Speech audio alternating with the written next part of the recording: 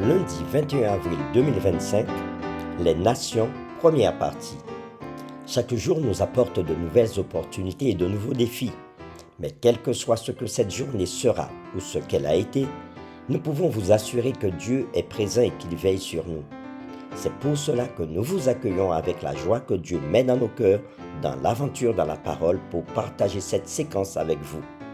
Notre communauté s'agrandit et c'est grâce à vous. Soyez vous aussi actifs avec nous pour répandre le message et vous pouvez le faire en likant, en partageant le lien. Nous vous invitons à vous abonner si ce n'est pas encore fait pour recevoir la notification de chaque jour et pour un confort d'écoute en continu, nous vous proposons une playlist chaque semaine. Le texte à mémoriser de cette semaine que nous vous invitons à dire avec nous se trouve dans Daniel chapitre 7, le verset 14. On lui donna la domination, la gloire et le règne, et tous les peuples, les nations et les hommes de toute langue le servirent. Sa domination est une domination éternelle qui ne passera point, et son règne ne sera jamais détruit. Nous vous invitons à le redire avec nous. Daniel chapitre 7, le verset 14. On lui donna la domination, la gloire et le règne, et tous les peuples, les nations et les hommes de toute langue le servirent. Sa domination est une domination éternelle qui ne passera point, et son règne ne sera jamais détruit. Pourquoi toute tentative humaine de gouvernement a échoué jusqu'à ce jour? Quelle solution la Bible donne-t-elle pour répondre aux problèmes de gouvernance dans ce monde? La réflexion de cette semaine nous aide à répondre à ces questions. Et aujourd'hui, nous le faisons avec la séquence L'appel d'Abraham. Dans le 10e chapitre de la Genèse, nous voyons la naissance de diverses nations.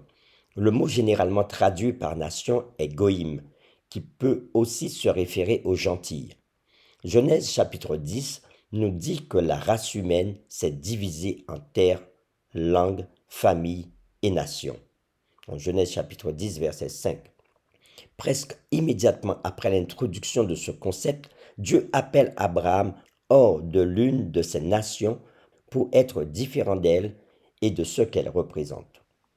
Nous vous invitons à lire Genèse chapitre 12, versets 1 à 9, et nous répondrons à la question suivante. Pourquoi Dieu a-t-il appelé Abraham, plus tard Abraham, à quitter son pays d'origine?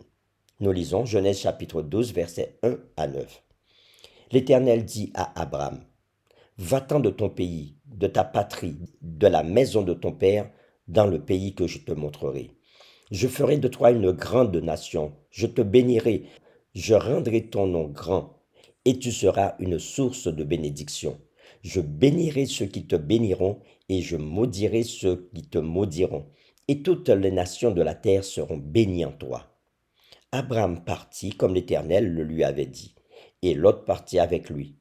Abraham était âgé de 75 ans lorsqu'il partit de Charan.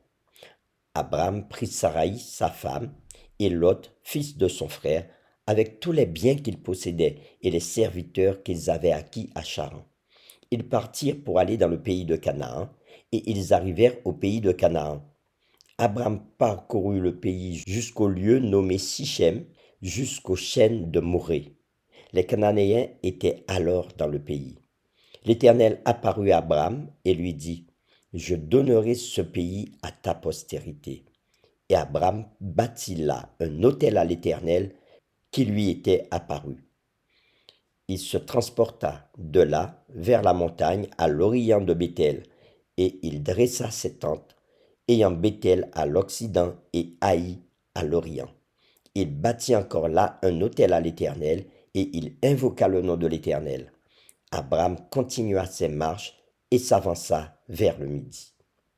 Après avoir lu Genèse chapitre 12, versets 1 à 9, nous répondons à la question suivante. Pourquoi Dieu a-t-il appelé Abraham à quitter son pays d'origine? Dieu avait l'intention d'utiliser Abraham pour établir une nation qui se démarquerait des royaumes humains. Il ne devait pas avoir d'autre roi que Dieu lui-même. Le peuple devait montrer ce qui se passerait si la race humaine revenait à son Créateur. Israël a été établi pour être une bénédiction pour toutes les nations de la terre, comme nous l'avons lu.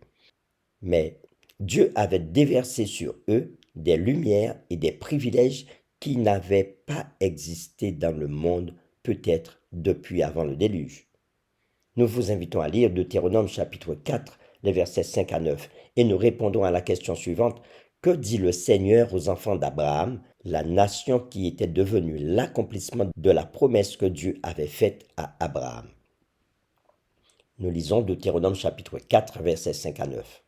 Voici, je vous enseigne des lois et des ordonnances, comme l'Éternel, mon Dieu, me l'a commandé, afin que vous les mettiez en pratique dans le pays dont vous allez prendre possession. Vous les observerez et vous les mettrez en pratique, car ce sera là votre sagesse et votre intelligence aux yeux des peuples, qui entendront parler de toutes ces lois et qui diront, cette grande nation est un peuple absolument sage et intelligent.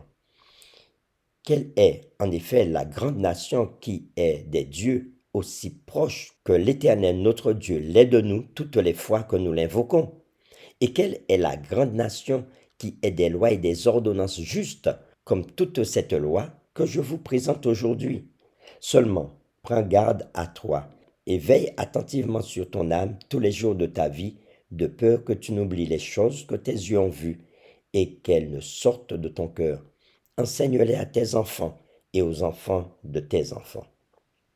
Après avoir lu Deutéronome chapitre 4, les versets 5 à 9, nous répondons à la question, que dit le Seigneur aux enfants d'Abraham, la nation qui était devenue l'accomplissement de la promesse que Dieu avait faite à Abraham? Ce n'était pas un seul individu qui témoignait dans une communauté, c'était toute une nation qui, en travaillant ensemble et en coopération avec Dieu, pouvait manifester la gloire de son caractère.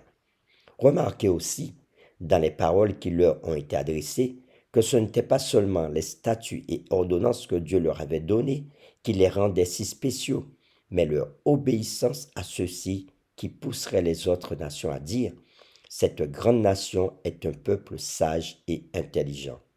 Cependant, aussi merveilleux que soient les vérités données au peuple, leur échec à les vivre, à leur obéir, apporterait des malédictions au lieu de bénédictions et la mort au lieu de la vie. Pour terminer, réfléchissons à cette question.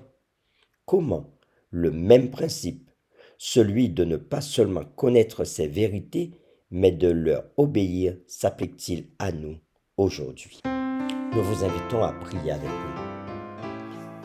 Seigneur, nous voulons te remercier. Te remercier pour le fait que tu aies choisi un homme, une nation, un peuple pour donner l'exemple et montrer ce que tu as voulu vivre avec les hommes sur la terre. Mais malheureusement, nous savons que ce peuple a échoué. Aide-nous aujourd'hui à pouvoir vivre avec toi en tant que croyants, en tant que chrétiens, cette relation afin d'obéir à tes principes, à tes ordonnances et qu'ainsi montrer que tu es un Dieu différent de tous les autres dieux et montrer aussi que ton gouvernement est le meilleur. Lorsque nous suivons tes voies, lorsque nous suivons tes lois et tes ordonnances, nous recevons une grande bénédiction de toi. Merci encore de nous accorder toutes ces choses. Nous t'avons prié au nom de Jésus. Amen.